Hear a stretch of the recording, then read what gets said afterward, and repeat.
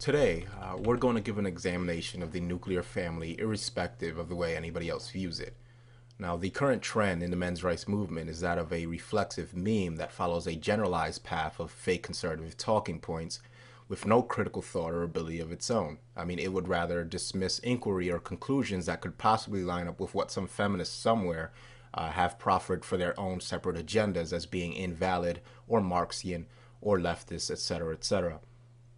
Now it's time I inject the question of whether or not the traditional family is, as many have mentioned, the most stable arrangement for raising well-adjusted children, whether or not this stability is achieved by an unfair tendency towards male disposability, and whether or not women remain faithful to traditionalism when other more lucrative opportunities present themselves. The last question being the most important question that this video will seek to address. I will show with statistics and data, not with sloganeering about Marxism or defeating the left, but with hard data, that once sufficient mechanization occurs within a society, once sufficient affluence is developed, once women can sustain themselves without the need of the male dispensary that extends to them its labor, they will reject it almost immediately and for almost any alternative available. Now, traditionalists, social conservatives, and their ilk are known to rattle off sound bites about the efficacy of the nuclear family, but will not address its complete inability to resist the pressures of female economic independence and affluence. They will not address why, across cultural boundaries, women choose to abandon ship in droves and with minimal encouragement once certain conditions are in place. Feminism, after all, never actually forced women to divorce in record number or to collect alimony monies they didn't earn. The question should be asked and asked often, to what degree are women naturally inclined to the traditional nuclear family, and to what degree are they inclined to reject it once said conditions are in place? Now, first, I'm going to ask whether or not the nuclear family is at all the natural state for male-female relationships, as traditionalists say. I contend that it is not. The nuclear traditional family is a mechanism for the construction of civilizations which relies heavily on male disposability. My theory is a simple extension of Brifoldt's law scaled up to traditional relationships between men and women, and is as follows. Where the woman is in a traditional relationship, she will remain so under the following circumstances. A. There exist societal pressures that shame women for initiating divorce. And B, there exist limited or non-existent opportunities for women to acquire resources without having to trade sexual favors to her husband. The question that should be posed is, to what degree is the traditional Western family unit, or more specifically the women within them, are there based on financial motives?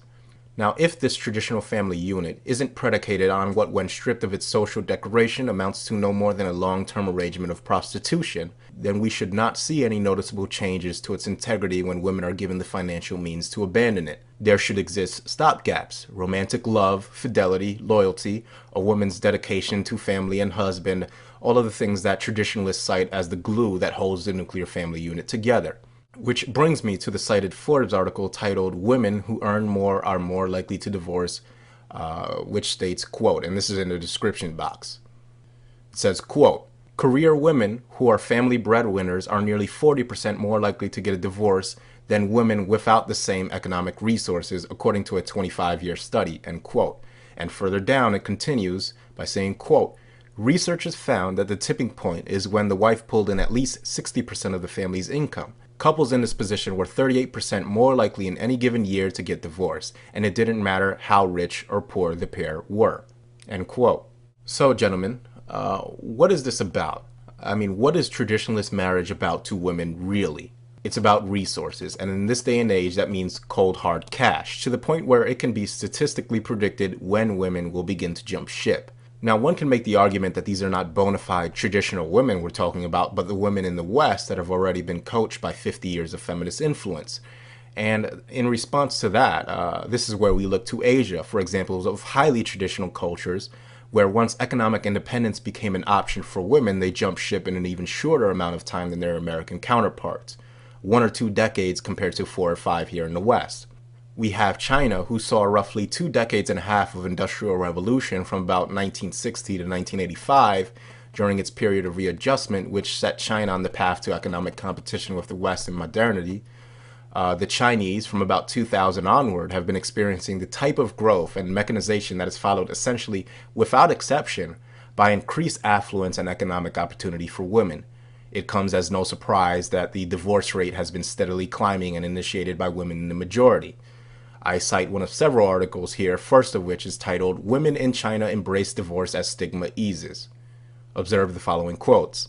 Divorce was once a dreaded fate for women in China. Now many younger urban women like Ms. Kai view it almost as a civil right, which has helped drive up divorce rates. One government study found that women had initiated 70% of divorce applications here in Guangdong province, where the number of divorce increased by 52% last year. It continues onward and says, to a degree, China's rising divorce rate is typical for a developing country that is rapidly modernizing and becoming more affluent. But the increase has been sharp since October 2003, when the government streamlined the process in response to citizens' complaints. It also dropped the onerous requirement that couples needed approval from their employers. A process that once felt like an inquisition can now take 10 minutes. Now pay attention to that last part specifically, in that we see this happen repeatedly in this transition. Some form of landmark legislation that doesn't specifically do anything to encourage divorce, other than to expedite the process for those that already wish to divorce in the first place. Now, it's important not to confuse this as government interference into traditional marriage. It's a catalyst for divorce. The fuel that drives the reaction has always been there. These types of legislations are universally followed by significant spikes in female-initiated divorce, regardless of which country and culture they're implemented. After this reform was put into place, divorce predictably jumped 21%, and China's divorce rate has also risen an average of 7.6% a year since that 2003 reform. And I quote further in the article, divorce is much more common in the more prosperous cities than in poorer rural areas, and in Beijing, for example, one study found that the divorce rate last year was 50%.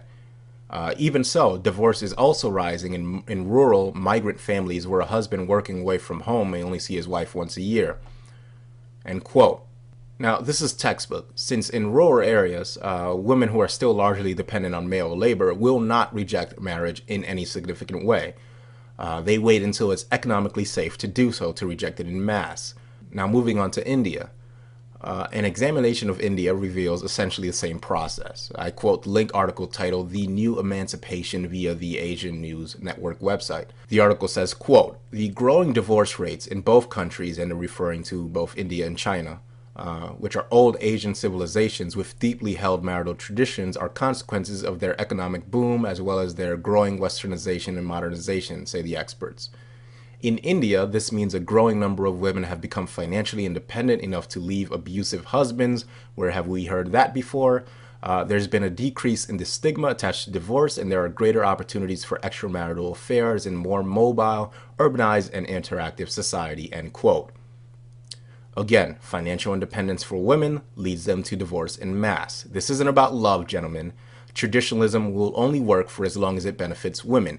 Once women have the option of garnering this benefit on their own, what follows is Brifelt's law down to a T. This is about cold, hard resources and whether or not men can provide it to women.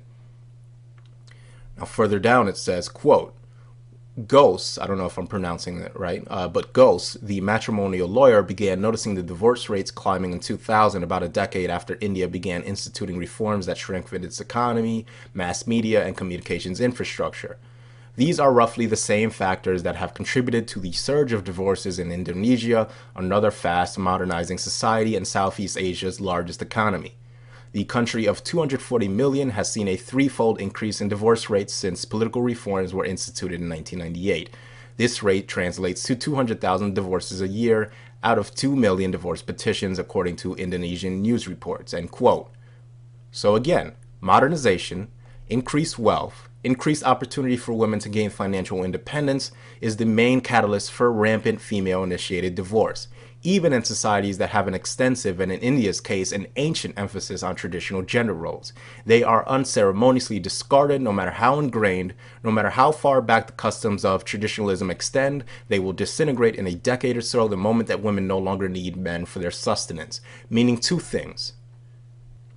Women would not act in this way. They would not reject traditionalism so dramatically once the chance arose if they had any desire to be in or any general respect for the institution of traditional marriage.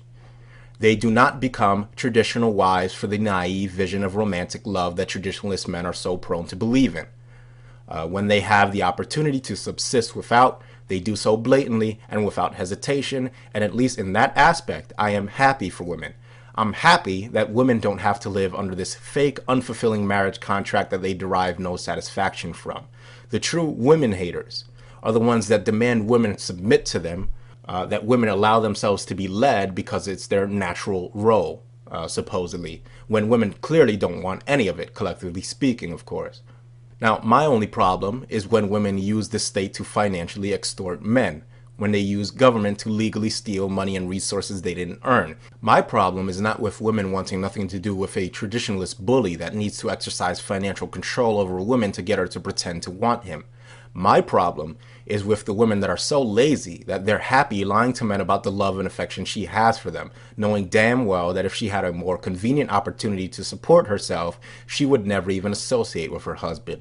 Both the wife and the husband in the traditionalist relationship are operating under a lie, a farce that requires both parties to willingly suspend reality. That's essentially what traditionalism is. Men that have otherwise no chance of having access to certain women offer what women do want from them, i.e. male labor, while pretending that the relationship or the marriage or family that ensues is not theirs solely because of the labor he is offering.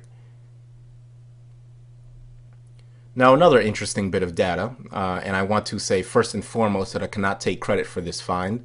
I found this on fellow MRA's Red 0660's blog called Rebuking Feminism, and I also urge all of my subscribers to go and check it out for themselves. It's an excellent blog. But the data shows an interesting correlation between support for President Obama among both married and single women. The Gallup poll shows that the largest factor contributing to whether or not women support him was whether or not they were single or married. Divorced women and single women were more likely to support President Obama than married women, and to a degree that is larger and more statistically significant than those of political party lines. In fact, it was determined that although men were statistically more likely to be part of the Republican Party and women more likely to be Democrat, which really isn't surprising at all, the disparity between Republican female support and Republican male support for President Obama is negligible. And the difference between Democratic female support and Democratic male support for President Obama is also essentially negligible. Now we're going to compare the three graphs here. First, we have support for Obama between married, divorced, and single women. As you can see, there is a significant difference with single and divorced women giving significantly more support for Obama than married women. And now we see the graph of the Republican male and female support, where the graph is almost identical. And now we see the Democratic female and male support, where the graph is also almost identical. So to reiterate, the biggest determining factor of whether or not women support President Obama from both sides of the political spectrum is whether or not they have a husband. It doesn't take a rocket scientist to then raise the question of whether or not this correlation exists because married women have a provider to leech off of already, and single and divorced women are essentially married to the state, which supports my claim once again that traditional marriage, at least in terms of how women view them, is not about love, it is about money, resources, what you can provide them with, the lifestyle you can furnish for them. And knowing this, why would any man sign up for it? Or let me reiterate, why would any man with any self-respect, who isn't happy with an artificial, fake family that's dolled up in well-wishing fairy tale romantic euphemism to cover up the fact that it's a lie, why would any self-respecting man sign up for this? I mean, these men are happy being used by a woman that normally wouldn't give him the time of day. He's happy living a lie. He's Cypher asking Agent Smith to make sure he remembers nothing while he chews on his steak. His woman is a lie, his life is a lie, his family is a lie, the love he believes in is a lie. He knows deep down that love, the type he believes his wife has for him, is contingent on him paying bills, working some soul-crushing job for his mortgage, and to live out some shit existence of suburban purgatory. And that's the success story. That's the optimal arrangement.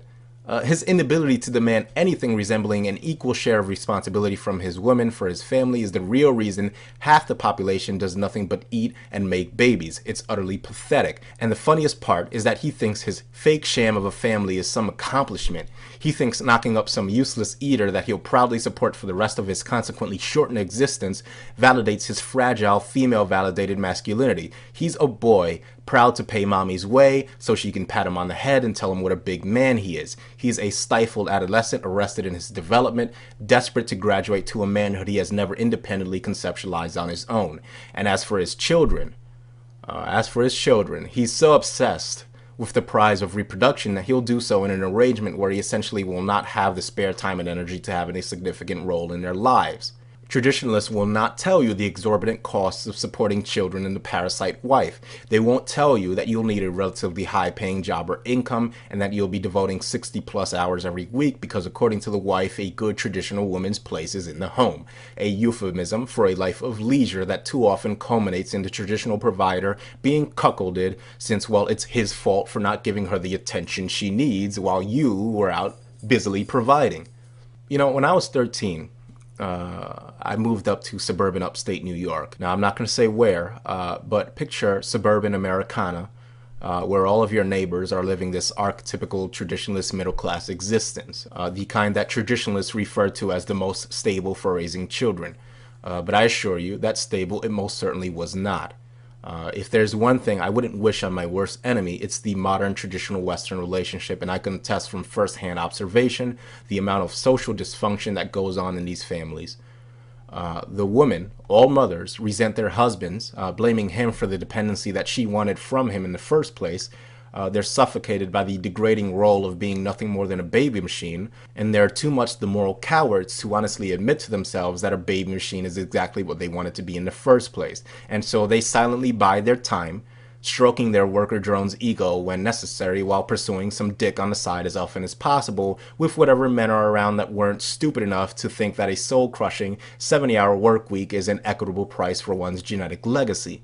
Now, as I've discussed before, these men procreating in this traditional model perpetuate themselves genetically, but never in any way that actually matters. They transmit no wisdom, no culture to their progeny. His children are shipped off to some public school system to be indoctrinated as young as the age of 5, and I've seen what the products of these sick, dysfunctional, traditional middle-class families churn out. A bunch of miserable, stifled souls, adolescent males that end up viewing their own fathers as exactly what they are, a disconnected, faraway bill payer, and a stranger whose motivations the son can only guess at. They'll never truly bond with their father. They can't. The daughter byproducts of this traditional farce are even worse off. You know, so starved of attention from daddy that they spend most of their adolescence wanting to pay him back for a slight he never committed. You know, slutting it up to get back at daddy, and desperate for any male authority figure's attention. You know, they're raised by reality TV and Facebook and Twitter because mommy's too busy enjoying her free ride and daddy's too busy at work for either of them to care about instilling values in their children. You know, that's what reality TV is for. I mean, do you have any idea how dysfunctional these people, these fake, usually right-wing traditionalist, middle-class, pseudo-Ameri-Christian families are? Do you have any idea how fucked in their head their children are? I do. I've seen it firsthand, and it does not work. This Leave It to Beaver nuclear family nonsense relies heavily on a set of conditions that simply don't exist anymore. Most notably the father, and to a lesser extent the mother, having almost complete control, almost indoctrinary level control over their children's value systems, and in the age of the internet and mass communication, and most importantly, economic independence for women, this traditionalism nonsense doesn't stand a chance. And it will never make any significant return in Western civilization. It will never come back. Absent societal collapse, it will never return, no matter how much you ramble on about Marxism or leftism. Pandora's box isn't just open, the lid has been wrenched away with such force that it can never be closed again. And that's all I really gotta say about that traditionalism nonsense. Now, I want to talk briefly about lesbian relationships.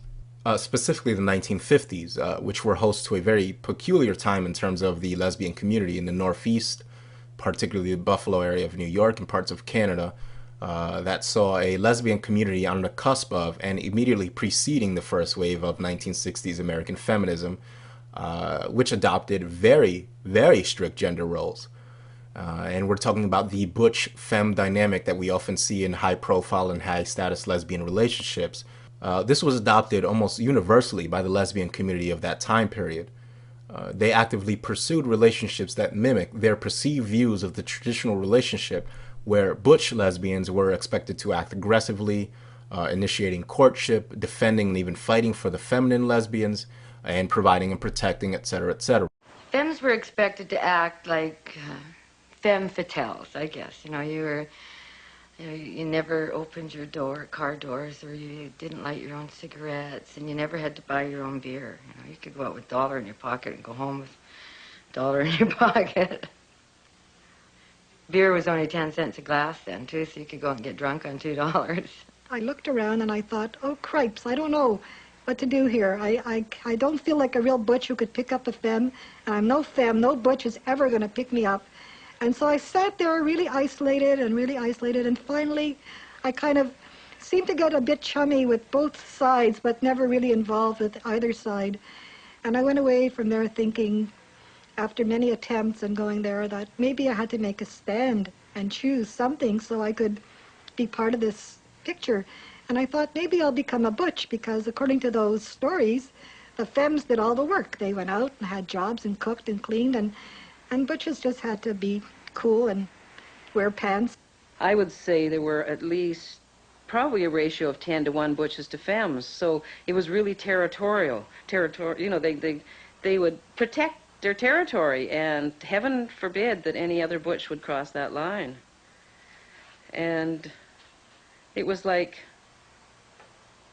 well, like animals almost, like how lions defend their mates and that. It was that fierce. I used to flirt a lot, and I got away with it a lot because, well, everybody thought it was cute, and it was, that's how you're expected to act. There's been a few butches have little fights, I guess, Oh, there were fights all the time. It was most exciting. But then, you see, if you're leading a double life, what is the point of going to a nice, friendly little tea party when you're not doing your teaching or whatever else you do in your daily life? Why not go to somebody, really lead a double life? That place meant you led a double life, indeed. Now, I find it amazing that during a time immediately preceding feminism, where lesbians were essentially left to their own devices and tolerated to a degree in their own isolated social scene, that they then took it upon themselves to rigorously adhere to traditional gender roles, to the point that femme lesbians that sought out relationships with other femme lesbians were marginalized and subject to the pejorative term kiki, in the same way that many lesbian and gay relationships are marginalized by heterosexuals. So I bring this up to pose the question: why, during the first time in American history that lesbians were tolerated and given free rein to pursue their own same-sex relationship roles within their own social scene and culture, did they immediately set out to adhere to the traditional motto and shame others that resisted this? Now, I believe, and this is admittedly conjecture on my part, I believe that it's because the relationship in the female mind defaults to the sex for safety and resource barter system. They naturally assume that they will be trading sexual favors for provision. And who is doing the protecting and providing matters not, even if it's another female, even if it's government. Politicians extend courtship to women. Women dispense votes, which are the politicians' metaphorical sexual desire. In return, politicians give them protection and provision. The lesbian butch does exactly the same. Now, the point I'm making here is that we have a period predating feminism, meaning lesbianism had its own identity at the time, such that it was devoid of 1960s feminist influence, and it chose to essentially artificially recreate traditional gender distinctions that allowed one pseudo-gender, the femmes, to depend on another pseudo-gender, the butches, for protection and provision, and this was done within the underground culture of 1950s Northeast lesbian nightlife, where no pressing societal conformity was expected of them. Now, this interesting little bit of history implies to me that traditional gender roles in the view of the traditional woman, of the femme lesbian, or the heterosexual infantilized female wife, is viewed always through a cold bottom line of what I can get for dispensing sex. She is essentially a prostitute in search of the highest paying John. Now, post-feminism lesbian relationship roles after the 1950s discarded the butch femme model for a more androgynous model with an emphasis on the feminine, citing the butch lesbian, as a form of patriarchal mimicry. And so when we examine a Swedish survey, the first of its kind, where statistics on same-sex civil unions in Sweden were compiled from when they were legalized in 1995 all the way up to 2002, The survey revealed a high rate of legal divorce among homosexual couples, where gay male couples were 50% more likely to divorce within an 8-year period than were heterosexuals. Yet the part I find most interesting was that lesbian couples were an astronomical 167% more likely to divorce than heterosexual couples. So if we take men completely out of the equation, where we have these androgynous lesbian relationships influenced by feminism, where traditional mimicry and butch provider protectors are shunned as patriarchal mimicry, and since these are still women after all, we see a 167% rise in the incidence of divorce as opposed to a 50% rise in male same-sex relationships. And I suspect the reasoning behind this is, of course, female sexual entitlement. Both parties in the relationship dispense sex with a cost attached to it.